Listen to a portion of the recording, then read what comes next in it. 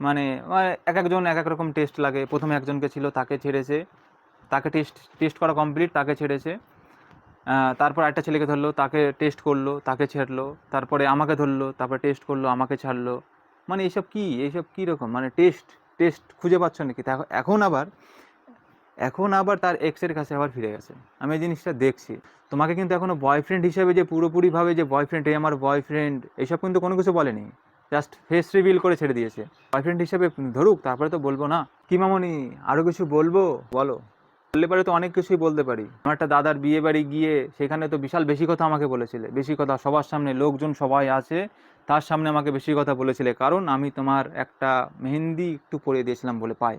সবার সামনে আমাকে কি যাচ্ছে না তাই বেশি কথা বললে, সেটাও আমি মেনে নিয়েছি। আমি প্রথম থেকেই যদি সব কিছু যদি না মানতাম না, তোমার সাথে আমার রিলেশন কোনোদিন থাকতো না, কোনোদিনও থাকতো না। একটা কথা এখনই ভাবছি যে আমি যেই পদক্ষেপটা আমি এখন নিয়েছি, যে সিদ্ধান্তটা আমি এখন নিয়েছি, সেটা আমি আরও 2 বছর আগে নিলে সব থেকে ভালো হতো।